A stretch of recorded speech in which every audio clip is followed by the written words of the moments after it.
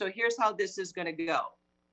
We are going to start off with some comments from the attorneys to set the context, and then Tashyra will make a few comments, and then we'll go into Q&A. And when we do that, you'll see the Q&A function. If you can just type in your name and your news outlet and your question, I will call on you one at a time. And if you give a second, your mic will be enabled and we can move forward from there. So for starters, I would like to introduce to you Nicolette Ward, an attorney with Romanucci and Blandon. We also have Mark Vedic from the law offices of Mark Vedic, who is co-counsel. And joining us in a moment is Frank Ciardi from Frank Ciardi Law. And let's go ahead and get started. Nicolette, would you like to begin, please? Thank you very much, Jen, and good morning to everybody. My name is Nicolette Ward. As Jen mentioned, I'm an attorney at the law offices of Romanucci and Blandon, and I'm incredibly proud today to be standing here with Mark Vedic and with Frank Ciardi, representing Tashira Prude and Janera Prude, who are the children of Daniel Prude.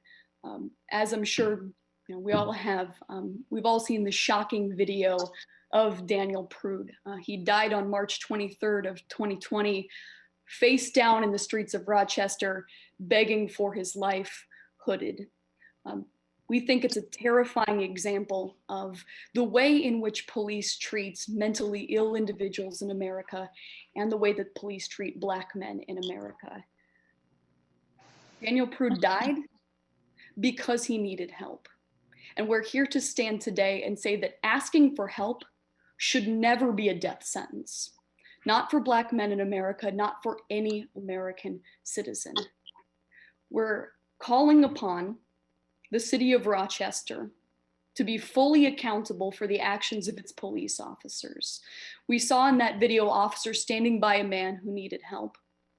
They put a bag over his head and they squeezed the air out of him. We think that asking for help should never be a death sentence. And again, we call upon not only Rochester, but on the Monroe County District Attorney and on the New York Attorney General to fully investigate the circumstances of this event. The city of Rochester has publicly remarked that these actions were not only appropriate, but fully in accordance with their training. And it's shocking to see this video and to think that the city of Rochester believes that the way that Daniel Prude died was in any way appropriate for any citizen of these United States. What I'd like to do now is I'd like to also introduce my co-counsel on this matter, Mark Vedic, who's going to make some remarks. Hello, my name is Mark Vedic. I'm with the law offices of Mark Vedic, located in Oak Brook, Illinois. It is an honor to be here with you today and an honor to stand with the Prude family and my co-counsel. Today is not a day particularly to articulate legal theories, rather it's a day to reflect on the tragedy that happened to the Prude family and to be here to support them and the children. Thank you. We also have with us Frank Ciardi, who, as we mentioned, is representing Janera Prude, one of the children of Daniel Prude. Mr. Ciardi, I believe you're on mute. I apologize. Good morning, ladies and gentlemen, and I thank you very much for having me. Ms. Ward, I think, set forth with great ability the impact that this has had on the children, the impact that this has had on the Rochester community.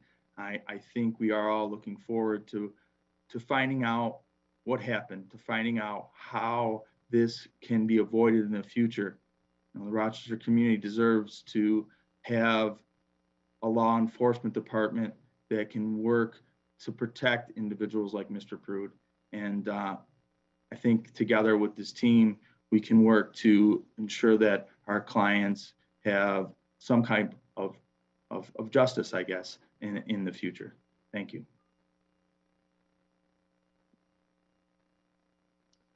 Thank you very much, Mr. Ciardi. Jen, I believe you're on mute as well.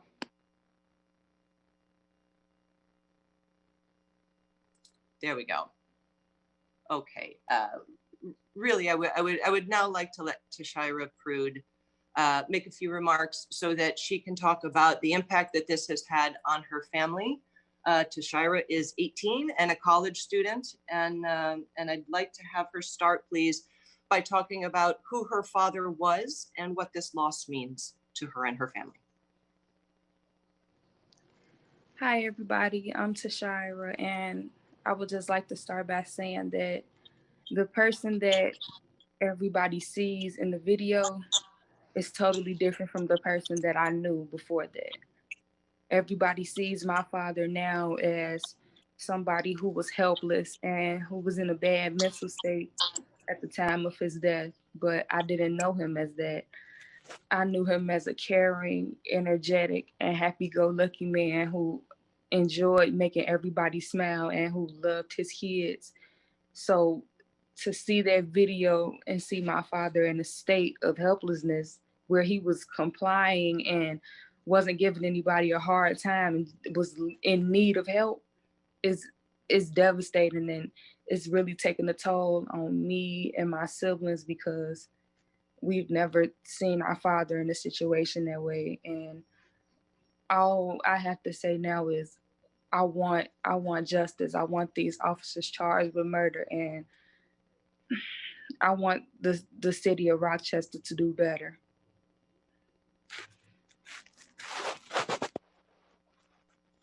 Tashyra, may I go on just a step further and talk about what you saw and your reaction when you saw that video, and respond to any perception that your father was a threat to police or others that day? When I first saw the video and I heard the officers telling my father to get on the ground, and he said, okay, sure. He got down. They said, put your hands behind your back. He put his hands behind his back.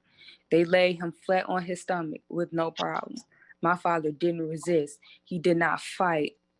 And I don't understand how anybody could say or feel like he was a threat to the police when he complied with all orders. Like, there's nothing that anybody could say to me that could convince me that he was a threat to the police officers. And that I feel like this case was simply just a case of police brutality and racism. A racist police officer saw a Black man in need and decided that he just didn't deserve to live. And I don't agree with this at all. I feel like this is wrong. This is unjust, and this has happened too many times. This should not keep occurring. Nobody deserves to die when they are in need. Nobody deserves to die in police custody. The police are put out to protect and serve, not kill. And they did the complete opposite of their jobs. And this has taken a terrible toll on me and my siblings because we all loved our father. I love my father dearly. So to see him in that state it was heartbreaking. And I never thought I would be seeing my father that way. And to this day, I'm still waiting on him to call me and say, I'm coming home. I'm on my way back to see you. I'm coming to get you. That's all that's crossing my mind. And to know that I will never get there is breaking my heart.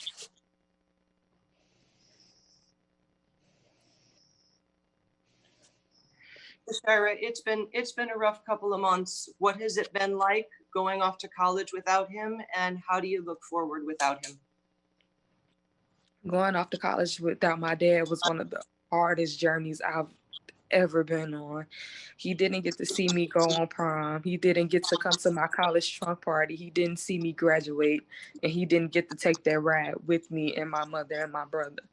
So knowing that he wasn't there, it hurt me because that's something that I was looking forward to, because me being his youngest child and his first child to actually go away to college like this, I feel like that's something that he deserved to see. And I deserve to have my father with me throughout all of this. And I was deprived of that experience. I didn't deserve this. My siblings don't deserve this. He didn't deserve to die. And I just want justice.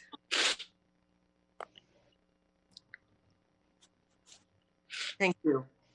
Why don't we take a couple questions from reporters? We've got some in the queue right now. The first comes from D. Babwin with a question about police policy in COVID. Let's activate that mic, please, and have one of the attorneys respond.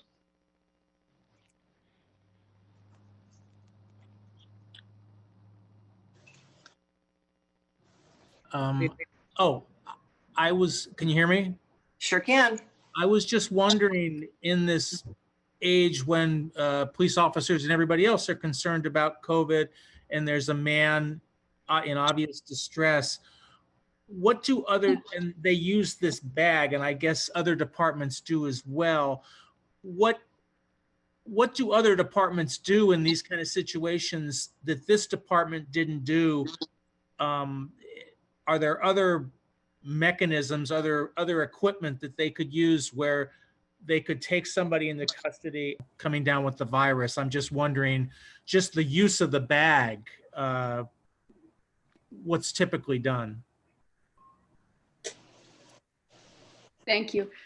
In our experience litigating these cases, we have never come across another instance, even in the time of COVID, in which a department has not only physically restrained somebody, but then further placed a bag over their head, their nose, and their mouth. We have no indication in this instance that this bag was being used as any kind of COVID precaution or as any kind of health precaution.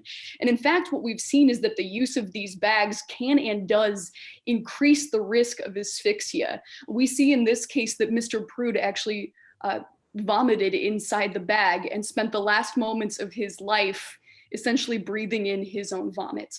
In this case, in addition to the pressure, the positional asphyxia being placed on him, it's our position that the bag just added an incredibly high risk of further asphyxia, and that it never needed to be done in the first place. Thank you. You're on mute, Jen. I apologize. Oh, that's okay. Thanks. The next question is from Charlie Wojciechowski.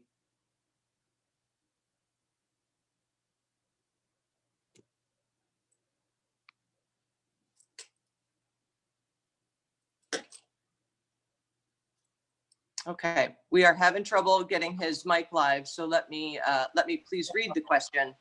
I'm back now. Can you hear me? Okay, terrific. Please. It's very much along the same lines as Don's question. We all watch the video. We see a man who's obviously in a situation. What should police have done in this case differently that they did not do in order to provide the service they should have provided him to keep him safe and to keep themselves safe? And I'm sorry, you were feeding back for a portion of that a little bit, but I think I generally get the thrust of your question. In this instance, it's our position that there is simply no situation in which it is appropriate to be restraining an individual face down and in handcuffs and placing additional pressure on their back. We've seen from the Floyd case that this poses an incredibly high risk of positional asphyxia. It literally squeezes the air out of an individual and it stops the effective blood circulation. In a situation like this one, in which there's an individual that seems to be having a mental health crisis like Mr. Prude, we think it's appropriate to use additional resources that are available. Rely on EMTs to make that first contact and to assess the individual's health needs. Attempt to talk to the individual. Use crisis intervention training to de-escalate the situation. In this situation, we don't see that. They put a bag over his head, pressed his face into the ground, and laughed at him. So we think that there were failures at nearly every step of the way in this process that could have been remedied by drawing upon other resources available to the Rochester Police Department.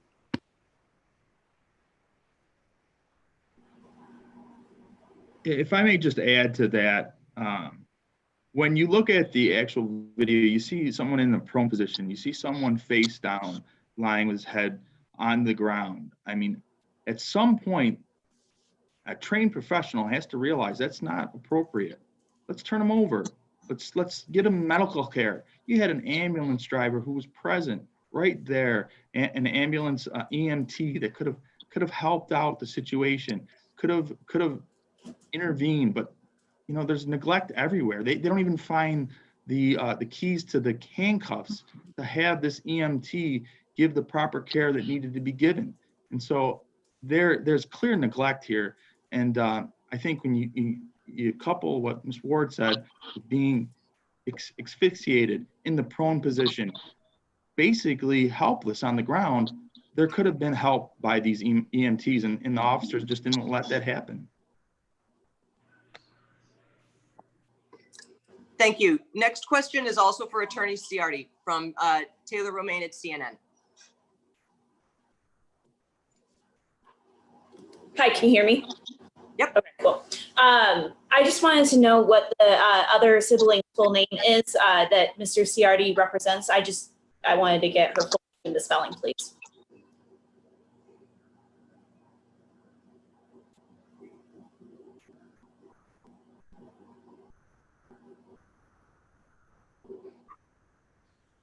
Yes, it's Tashira Prude, Junera, and then the same last name. Awesome, thank you. Rude. Okay, thank you very much. Next question comes from Jane Chaco at Channel 13 in Rochester. And this one is for Tashyra. Hi, Tashyra. I just want to know about the last time that you saw your dad. What did you guys say to each other? What would you say to him if he...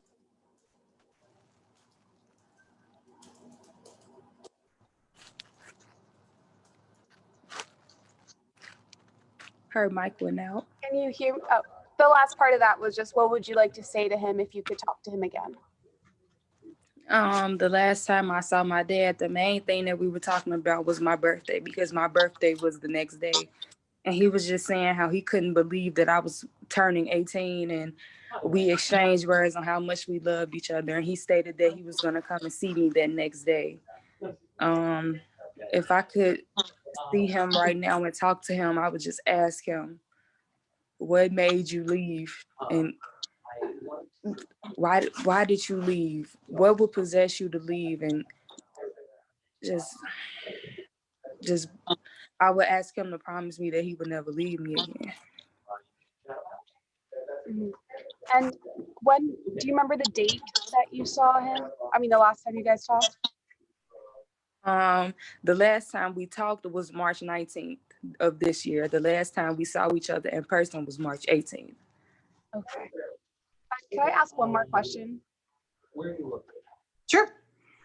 So if you don't know, there's a GoFundMe for your family, and as of like 10 minutes ago, there's over $22,000, and there were protests here last night. I just want to know, what was your thoughts and reactions to the community support in Rochester? I wasn't aware that there was a GoFundMe. I don't know who authorized it, and I don't know where the money is going. That's new to me. I just found that out through you. I had no idea about that. Okay. Oh, it was from Free the Rock People, Free the People Rock. It's a Black Lives Matter organization here. So just tell me then, what about your the thoughts about the community support? Have people reached out? What you've seen from the protests and things like that? The community support is amazing, and that's exactly what we need. We need everybody to band together, of whether you're Black, white, Hispanic, Asian. If you support this cause, we just need you to come together and actually protest and get our voices heard, because if we're silent on this, nothing's going to change. And in the next few months, there's going to be another unarmed Black person killed by the police. This has to stop. So I'm happy that the community is stepping up, and I've also been receiving support from family and friends here in Tennessee, where I am, and in Chicago, in my hometown. Thank you.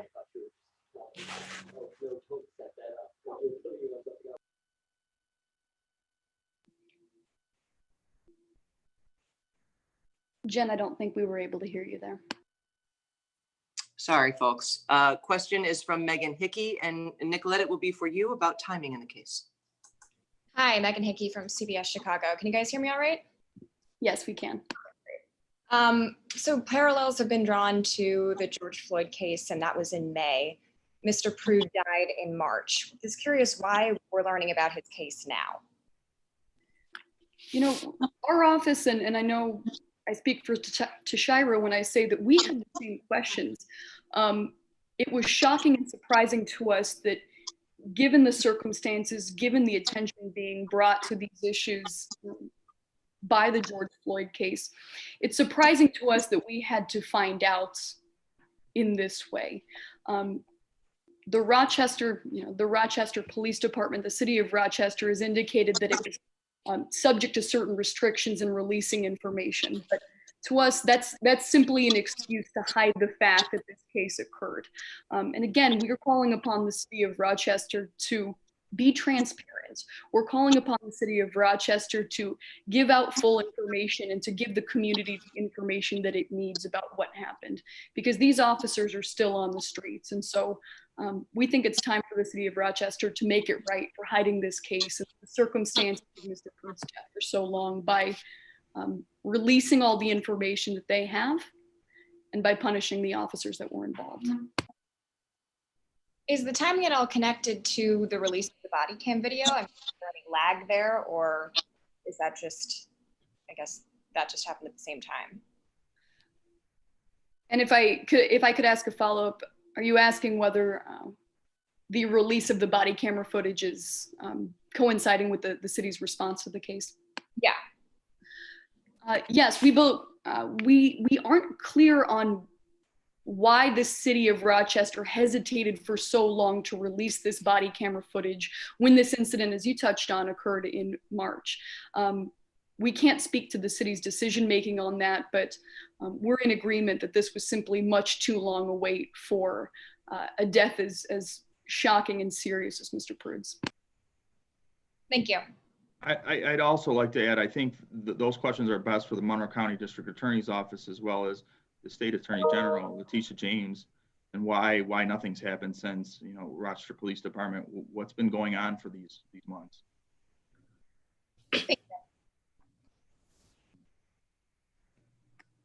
Okay, next we have several questions from Alice Yin at the Chicago Tribune. The attorneys can take first pass at them, but certainly some of them sound like Tashyra may have a statement or two she might like to make as well.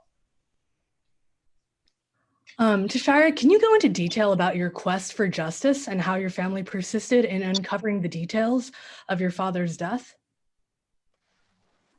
So I've actually had no say in anything that's been going on. As far as me and my siblings, we gathered our own attorneys and have been moving forward with the process as quickly as we can.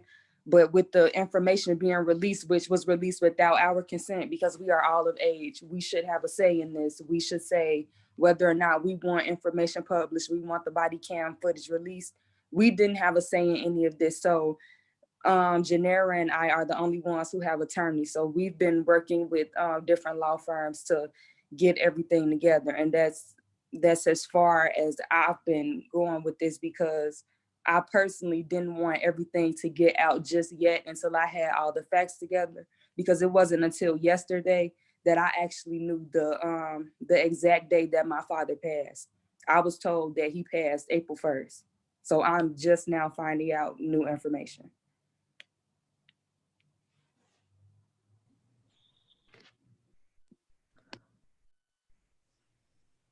And I have another question. Rochester officials are denying that there was a cover-up. What is your response to that? Do you think there was a cover-up? I believe wholeheartedly that there was a cover-up, because if my father died March 30th, there's no reason why this story is just now hitting the media September 2nd of this year. And there's no reason why his children were not notified. We were supposed to know all of this prior to everything. I've received nothing but mixed information. So there was definitely a cover-up with this situation. Thank you. Next question is from Charlie Wojciechowski. Again, we got a follow-up from him, and this will be for the legal team. Thanks. It's actually a simple question about the lawsuit itself. Who's named in the lawsuit? Does it name the city, the officers involved? And what are you seeking in terms of damages, in terms of changes in policy, that sort of thing? Our intent in pursuing this lawsuit is to ensure that not only the city of Rochester is named, but all of the officers that are responsible for this case. At this point, we understand that 3 officers were present on the scene, and we intend to seek liability against all of them as well against the city. In this case, we intend to seek damages that are commensurate with the absolutely staggering loss that not only Tashyra has experienced, but also all of her siblings have experienced. They have to go without a father. Tashyra will have to spend her college experience without her father's guidance and advice. It's an absolutely heartbreaking loss for all of the members of the family, and we intend to ensure that we seek damages commensurate with that.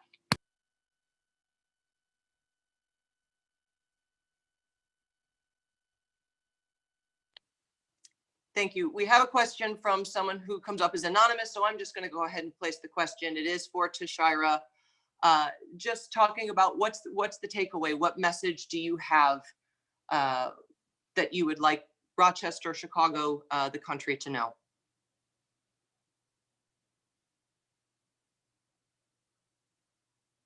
It's a big question. First of all, I would like Rochester to know, for all the people that are protesting and showing their support, thank you. Please keep doing what you're doing. Please keep making noise, keep making your signs, keep rioting, protesting, whatever you're doing, make your voices heard.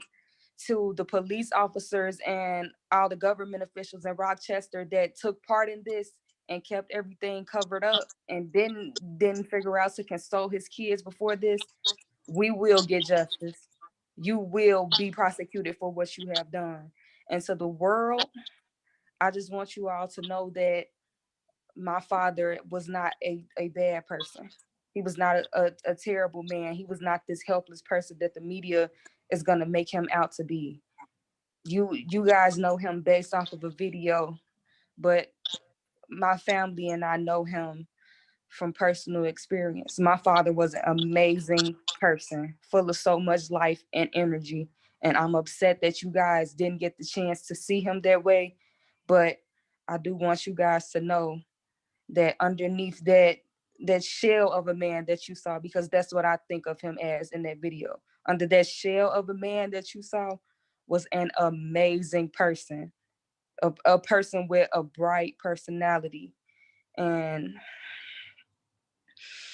I just want you guys to, the people who support all over the country, just like I said before, keep raising your voices and keep my family as well as me in your prayers. Thank you. We have a question from Angel from CBS News. Hi, thank you so much for giving me the chance. We wanted to know, how many other children does Daniel has? Mr. Prude had 5 children. 5 children. Thank you. And if I may, what was his kind of work that he would do? His kind of job, line of do work? Tashyra, if you could talk a little bit about it. Oh, I'm sorry, I think you were speaking and I got over it. My father worked in a factory before his death.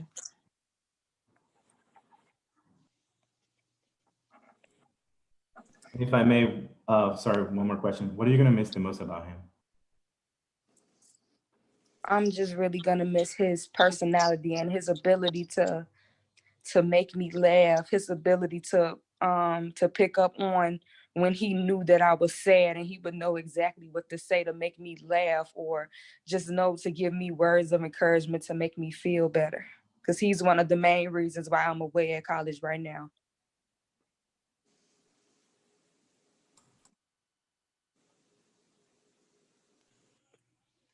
Thank you. I've received another question asking for the attorneys to talk a bit about Mr. Prude's mental health conditions, state anything that is known in that regard.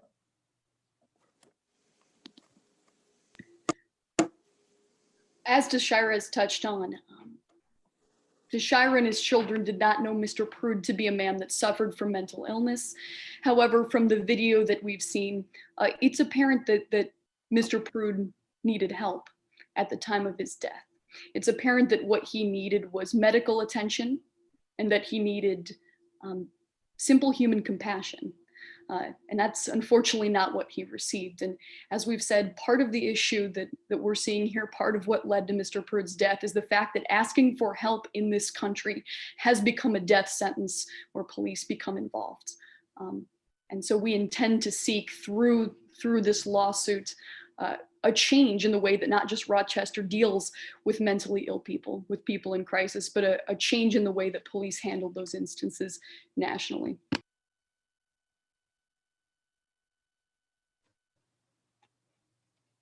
Thank you, everyone. I believe we are out of questions and appreciate everyone's time and interest in this very important case. Certainly, should anyone have any additional questions, you can reach me at jmcguffin@rblaw.net. I'm just being told that there is one additional question. Oh, there we go. I see. Sarah Schulte, please go ahead. Hello, can you hear me? Sure can. Okay. Yeah, I just trying to find out exactly why Daniel left Chicago and what was he doing in Rochester. I know he's got family there. How long was he there? So from what I've heard about this, I've heard many different reasons as to why he left. I'm not sure which one is the truth, so I don't want to give any false information. And I'm also not sure how long he was there because he didn't notify me before he left. So I'm sure, I don't think it was a planned trip, I'll say. I feel like it was something that was last minute. And if I can, our understanding is that Mr. Prude had been in Rochester fairly briefly, that he had left the city of Chicago very shortly before his death, and that he had been there a very brief time before his encounter with the Rochester Police Department. And it was because he has family in Rochester, which is why he went there? Yes, it's our understanding that he may briefly have spent some time with his family in Rochester before the incident that led to his death. And I have a follow-up to a question that was asked by Don and Charlie earlier about the bag over the head. I know you said in absolutely no instance should something like that be used. However, if it is part of their training, how do you answer that if they come back and say that that's part of their toolkit to subdue somebody? It's our position that training at police departments has to always put the safety of the citizens first. And we've seen in multiple instances that training that police officers are provided teaches them unsafe tactics. In situations in which we're seeing prone restraints, like we saw with Mr. Prude, like we saw with George Floyd, police have to be trained that this is an incredibly risky procedure and that they should not be taking any actions that increase the risk of asphyxia in this case. If the officers indicate that that's their training, then that's training that the city of Rochester has to be accountable for in this case. Thank you.